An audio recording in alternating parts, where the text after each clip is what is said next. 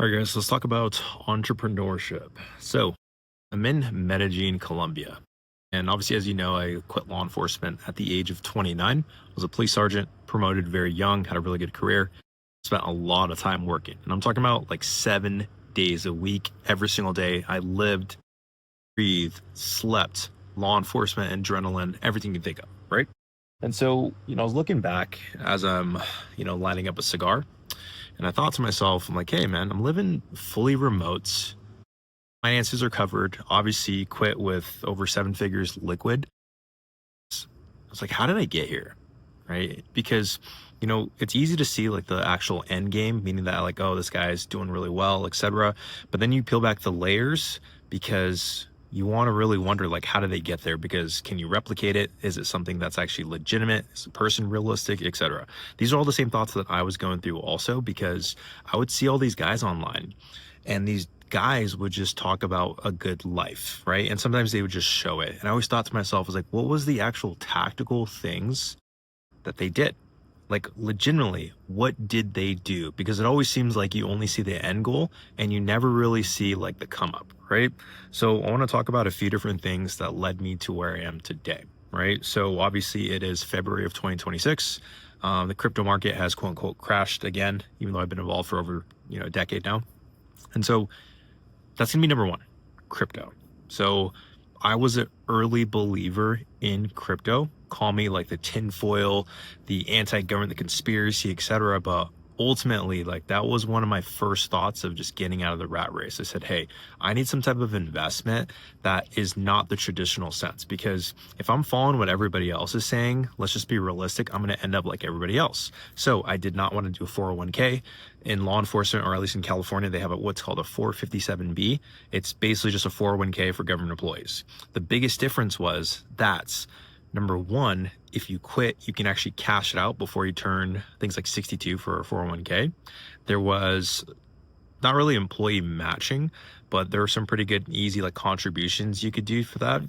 But the biggest red flag to me was the fact that you can only choose like 5 different investments. I felt like a sheep. I thought to myself, wait, I can only invest in these pre-designed funds. Like, who's really making money off of this? And then I really went down the rabbit hole of that. And I said, wow, this is the biggest scam. So I immediately stopped investing into the 457B. So that's the number one advice to give you. It's like, just invest in the 401k, save up. When you retire, you'll enjoy life, which is absolute bullshit. Okay. So then I thought to myself, I was like, okay, I need some type of alternative investment. So I thought to myself, you know what? The same concept with the 457B is just guided investing, but you're still investing in the stock market. What do you think about it? So why would I not double down on the things I really believe in the stock market, and actually invest into that? Because while there is more risk, meaning that you're not diversifying, which again is bullshit, then what happens?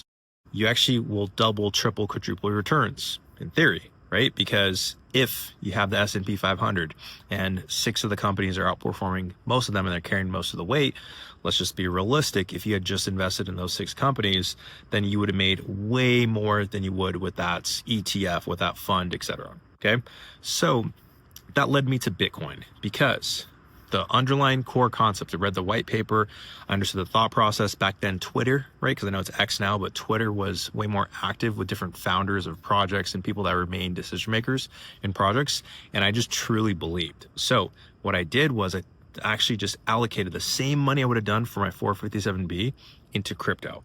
So granted, there was a lot more meme coins, a lot more projects, a lot more speculation back then, and there was way less regulation. You could literally just send $100,000 in Bitcoin from the US to Japan and back again and make money off arbitrage. So it's different times, right? Because it was this fringe group of people that was like, oh, this whole Bitcoin thing, right? So I thought to myself, I was like, what are the core 2 to 3 different things I can invest into this ecosystem to actually make me some money, right? And I always looked at it as, hey, if you were to invest in a 401k, a savings account, get a home, whatever, and that's like your equity, that's your value that you hold on to, like your nest egg. Well, why don't I do the exact same thing with crypto? So that ended up being Bitcoin and Ethereum, where I invested a decent amount. Okay. And remember, I was buying Bitcoin at a few $1,000s each. And also Ethereum was roughly about like $200 to about $400. It fluctuated during that time frame. So you can imagine, right? So I thought to myself, you know, I want to per se. Well, if this crypto thing doesn't work out, I still want to invest in traditional investments, but I also want to have the majority of my holdings in crypto because I knew it was locationless. And I told myself by the age of 30, I will be out of law enforcement. I refuse to stay in past 30 years old. And I was at 23 at the time. Okay. So I started really taking more risk, investing into things like Bitcoin and Ethereum and different projects in crypto. A lot of them I lost money on, just to be frank, because, some of them were just straight up scams. Projects failed. Some things got depegged. So all of a sudden the money's gone. There's like rug pulls that were happening. There was just a lot of stuff going on back then, right? It was the wild, wild west. But I held on to my core investments, which were Bitcoin, Ethereum, about 7 other ones too. And that really made a chunk of exponentially increasing my net worth. And the best part about it was it wasn't on paper. So it wasn't like it was in a bank account or something like that. So it was a catch-22 where I would have crypto in the multi 6 figures, and in the bank it'd have like $80,000. So the bank's like, you're doing well, but they're saying you can do this to improve. You can get life insurance, you can get this guided investment, etc. And in the back of my head, I was thinking like, you have no idea what you're talking about, right? Because I just saw the long-term vision. Okay. So crypto was one of the main ones, especially with different protocols and different activities you can do with crypto. You can consistently make income without actually trading it. So from there, I actually invested into gold too. So physical gold, these are like 1/10 ounce coins, fully like 1 ounce coins, etc. To be frank, the main reason why it was just cool. I was like, this is cool. Owning gold is like one of the coolest things you can have, right? So I actually invested for the novelty of it. And then also understanding that if something were to happen, I could just take my 20 ounces, my 10 ounces with me and fly somewhere, and I'm still going to get relative value to what I bought it for. Meaning that at the time it was about $1,200 an ounce for gold.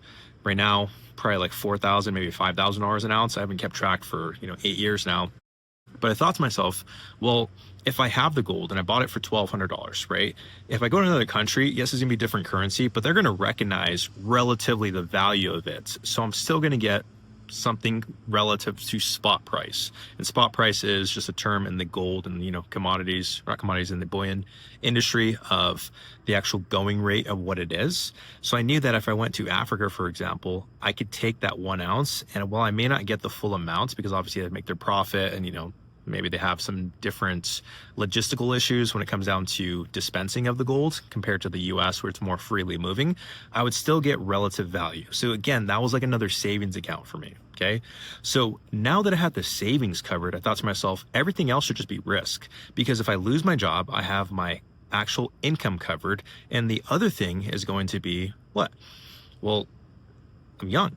I have the power of time, meaning that I can recover faster than I would at an older age, like 50, 60, because I have the power of time. I could work twice as many hours. I can get a second job. I can learn new skills, etc.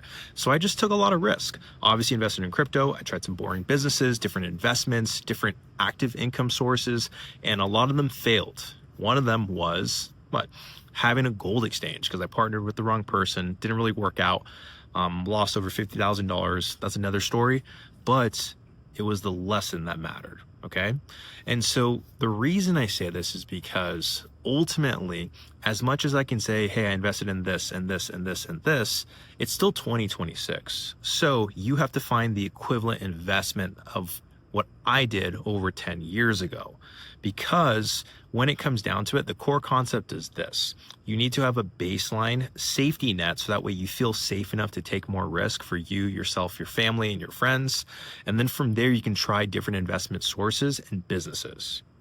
In hindsight, I'll tell you what, I would just start a business faster. I didn't think I had the capability. I didn't think I had the wherewithal to start a business. I thought this was just foreign skill that just people knew, and they grew up in suburbia and they were wealthy, so they just learned how to do it. I just felt dumb. I didn't feel like I was smart enough. I thought I was destined to work government jobs. I thought I was destined to, from the Marine Corps to law enforcement, just, hey, retire and just have a good nest egg.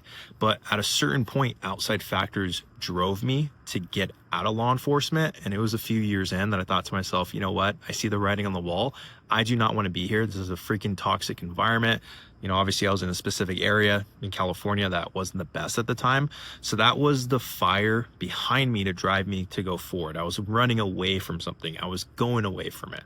So I say this all because ultimately, if you're watching this video, that means that you're thinking of what is that alternative investment. So I'm going to challenge you to do this, right? Instead of focusing on like that alternative investment, what I want you to do is focus on what you can do to build that safety net. And it may be an investment, it may be selling things, it may be running leaner, etc. But build the safety net, because then you are afforded the ability to take more risk. And if you can take more risk, you will make more money, because you're going to spot trends, you're going to act quickly, and you're going to say, you know what, everyone else is saying I'm going to wait for it to work out. I'm going to take more risks, be one of the early ones, and really profit off of that. And I really, really believe that was one of the main drivers as why I was successful, was I just took more risk. I built that safety net. So I knew that if anything happened, I got fired, I got injured, etc. I had a lot of living expenses because I was just tucking away different investments. And then from there, I was able to try out different businesses. I was able to quit early, even though obviously I saved up a lot of money. And that's what led me to being where I am, which is living remote. I'm in Medellin, Colombia right now. So you'll see I am all over the place and just enjoying some cigars. So if you're on the fence about doing that right thing, meaning that you're thinking, hey, you know what? I think maybe things are just good enough. Well, that's what I thought initially too, until I got hit with the freight train of like problems that were happening. And that wasn't as big as, problems you get in business and things like that. But in hindsight, it was the push that I needed to get to where I am today. So if you did like this content, right, and maybe you want some better lighting, the lighting just died on me, then like and subscribe, meaning that I'm going to be posting more lifestyle oriented, more investments, more mentality when it comes down to financial freedom. And I want to make sure you get as much value as possible.